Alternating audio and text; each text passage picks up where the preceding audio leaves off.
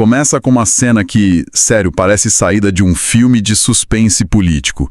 Um rei, no auge do seu poder, tá fugindo para salvar a própria vida. E não é de um exército estrangeiro. Não. É do próprio filho Absalão, que tá liderando uma rebelião para tomar o trono. Ele tá ali humilhado, atravessando o Vale do Cedrão a pé, com a cabeça coberta, em luto. E, nesse momento de vulnerabilidade total, um cara aparece na beira da estrada. E começa a tirar pedras e terra. Exato, gritando: "Fora, fora, homem de sangue! O Senhor te retribuiu por todo o sangue da casa de Saul, em cujo lugar reinaste." Essa cena, que tá lá em 2 Samuel capítulo 16, é uma das mais cruas e reveladoras da Bíblia. O rei em fuga é ninguém menos que Davi, o grande herói de Israel. E o homem que está amaldiçoando ele é Simei, um parente do antigo rei Saul. E a acusação que ele faz, em público, é a chave para a nossa análise de hoje. É verdade. Ele não acusa Davi de adultério ou de um pecado qualquer. Ele o acusa de ser um assassino que usurpou o trono com violência. Exatamente, porque a imagem que todo mundo tem de Davi é a do pastorzinho de ovelhas, né?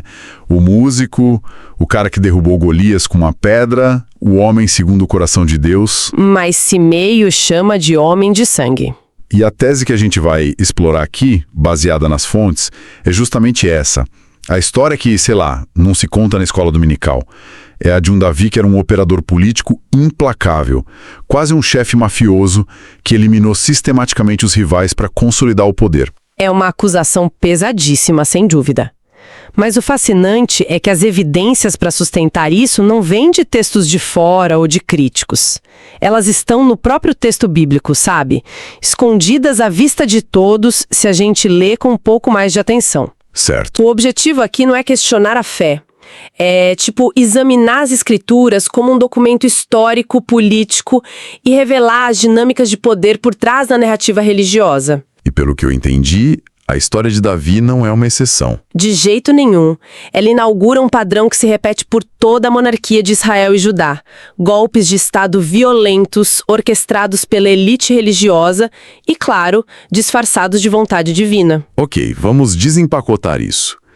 A narrativa tradicional da ascensão de Davi é a de um herói improvável, escolhido por Deus. Mas como, na prática, um simples pastor chegou ao trono? Aí é que a história fica realmente interessante, porque a realidade é muito mais complexa e muito mais brutal. A subida de Davi não foi por aclamação popular, foi através de uma aliança militar com os inimigos mortais de Israel. Os filisteus? Os filisteus. Quando Davi foge da perseguição do rei Saul, ele não se esconde no deserto. Ele vai direto para Gate, uma das principais cidades filisteias, e se torna um vassalo de Aquis, o rei de lá. Peraí, vamos contextualizar. Enquanto Saul, o rei de Israel, estava numa guerra de vida ou morte contra os filisteus para defender o povo, o Davi, o futuro rei, estava trabalhando para o inimigo. Precisamente. E o texto de 1 Samuel, capítulo 27, é brutalmente honesto sobre isso. Por 16 meses, Davi agiu como um comandante filisteu.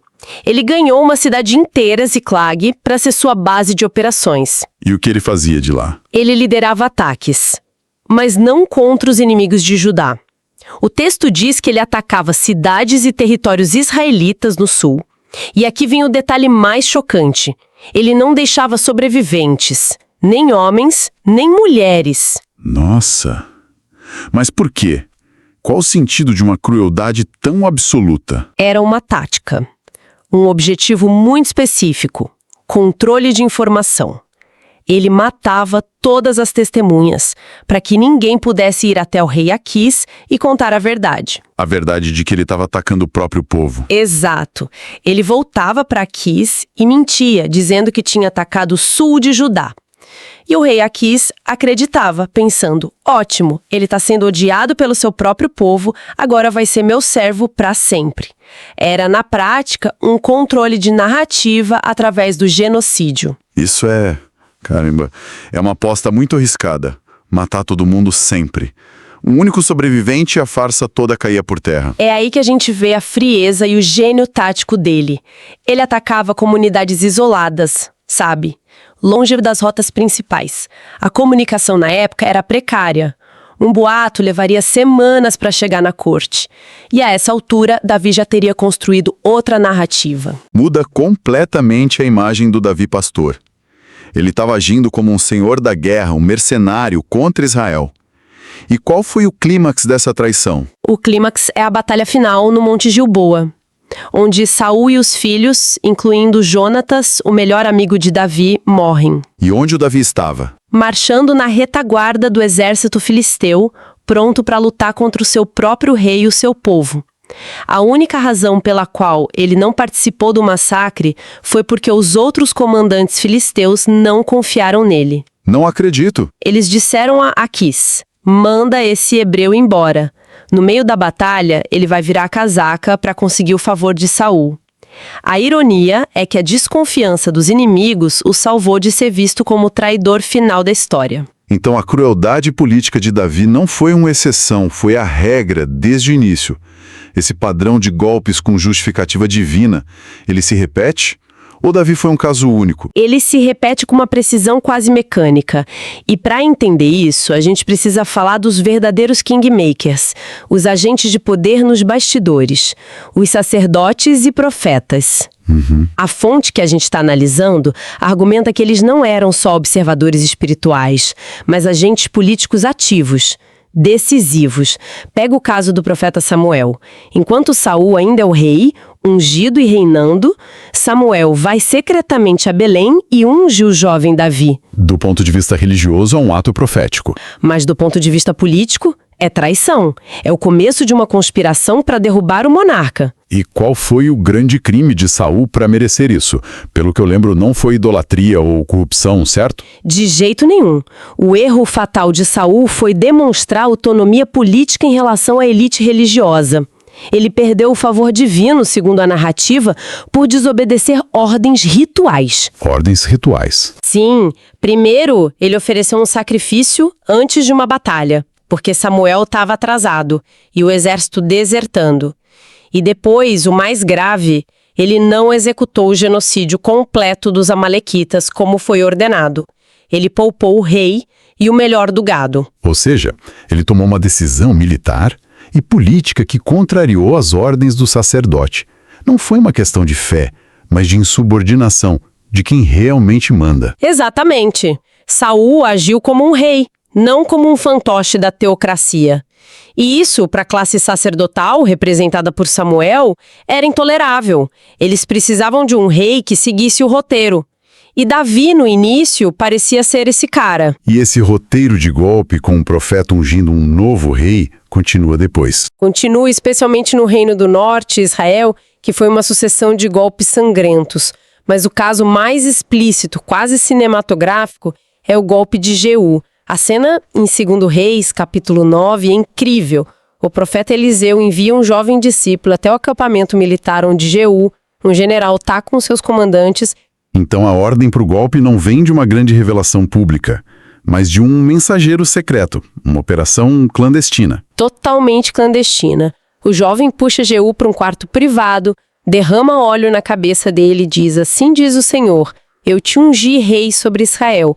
Abre a porta e sai correndo. Ele literalmente entrega a mensagem e foge, quase como acender o pavio de uma bomba. Porque era uma bomba. A reação é imediata. Os outros comandantes perguntam o que o louco queria, e Jeú conta e eles na hora tocam as trombetas e o proclamam rei. A partir daí é um golpe relâmpago. E violento, imagino. Extremamente.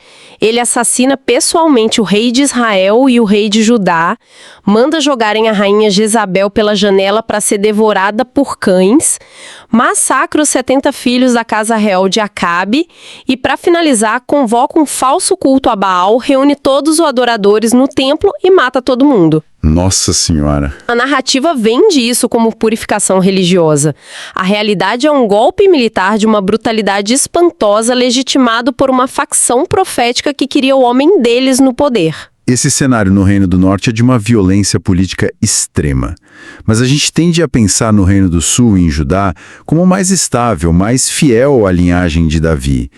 Essa percepção se sustenta? O que aconteceu, por exemplo, no caso da rainha Atália? Ótima pergunta. Porque o golpe contra Atalia em Judá, embora talvez menos sangrento, é ainda mais revelador sobre onde o poder realmente residia. Atalia assume o poder e, como era prática comum, elimina potenciais rivais. Ok, então a rainha tá no poder. E quem entra em cena? O poder por trás do trono, nesse caso, o sumo sacerdote, Joiada. Ele orquestra a resistência a partir do único lugar que Atalia não controlava completamente, o Templo de Jerusalém.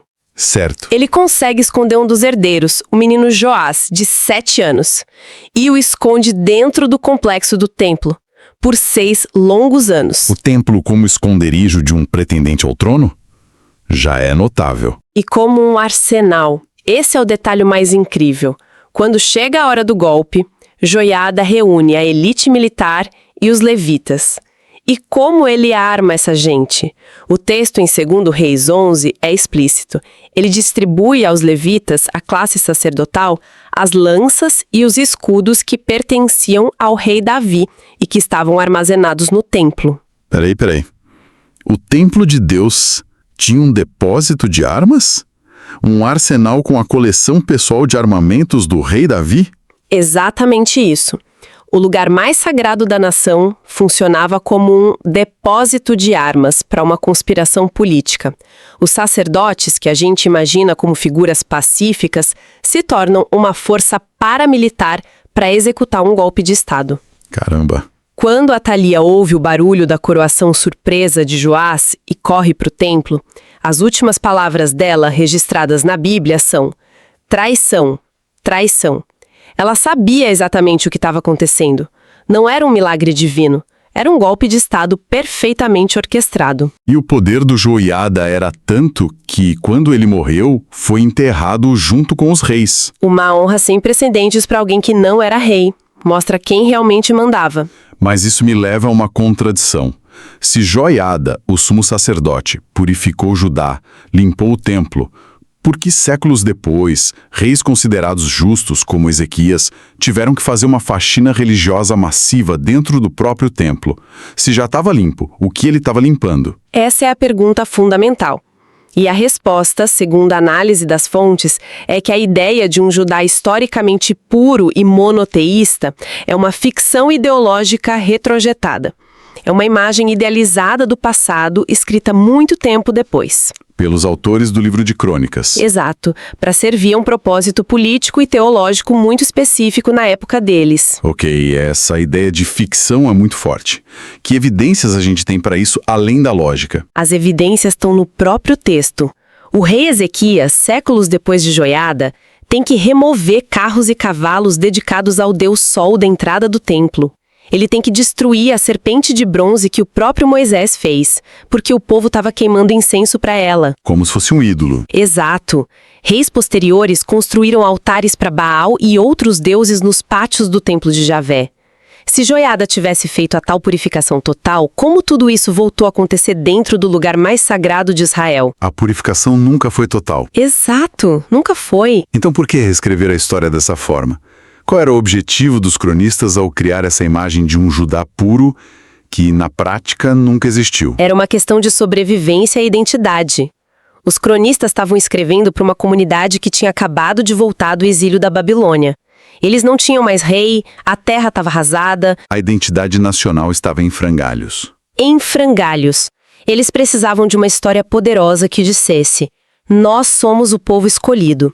A nossa linhagem real, a de Davi, é a única legítima e este templo em Jerusalém é o centro do universo. Eles minimizaram os fracassos de Judá e maximizaram os de Israel para criar essa justificativa teológica. É propaganda, no sentido técnico da palavra. É propaganda. Para consolidar o poder teológico e político num momento de extrema fragilidade. E a arqueologia apoia essa visão de um politeísmo mais generalizado? Apoia de forma esmagadora. A arqueologia encontra inúmeras estatuetas de deusas da fertilidade como Aserá e artefatos de cultos diversos por toda a região de Judá.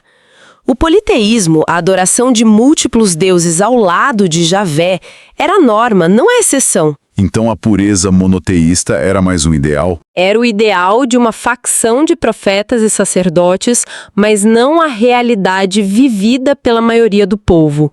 Os cronistas pegaram o ideal dessa elite e o projetaram para o passado, como se sempre tivesse sido a realidade. Recapitulando então, o que emerge aqui é uma imagem completamente diferente da história bíblica. Começamos com Davi, não como um santo pastor, mas como um estrategista político implacável. Sim, e vimos que o método dele, o golpe de Estado justificado por sanção divina, se tornou um padrão. Um padrão onde a elite religiosa, os profetas e sacerdotes, não eram apenas guias espirituais, mas os verdadeiros kingmakers. O poder por trás do trono. Exato, capazes de derrubar e erguer reis. E a revelação final de que o Templo de Jerusalém, o lugar mais sagrado, era usado como esconderijo, arsenal e centro de conspiração política. E que essa narrativa de pureza que a gente recebeu é, em grande parte, uma construção posterior. Fica claro que essa análise não busca diminuir o valor do texto sagrado. De jeito nenhum. A ideia é enriquecê-lo com uma camada de realismo político. Mostrar que a ambição humana, a conspiração, a luta brutal pelo poder são temas universais, presentes até nas histórias que consideramos as mais sagradas. Para terminar, vamos deixar uma reflexão final. Vamos? O rei Manassés, filho do grande reformador Ezequias, fez exatamente o oposto do pai. Ele reverteu todas as reformas, reconstruiu os altares pagãos e promoveu abertamente o sincretismo religioso. A mistura de crenças. Exato.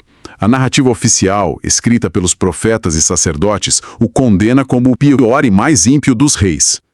No entanto, ele teve o reinado mais longo e estável de toda a história de Judá, 55 anos. Essa é uma contradição enorme.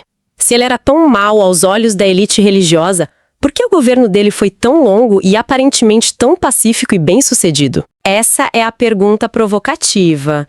O que o seu longo e estável reinado sugere sobre o que o povo da terra, a população comum, realmente acreditava e praticava? Poderia ser que o monoteísmo estrito, defendido com unhas e dentes pela facção profética, era na verdade a visão de uma elite minoritária? E não a fé da maioria. Talvez Manassés tenha sido um rei tão popular e duradouro porque as suas políticas religiosas, na verdade, refletiam muito melhor o que a população sempre acreditou e praticou, para o desespero dos autores bíblicos.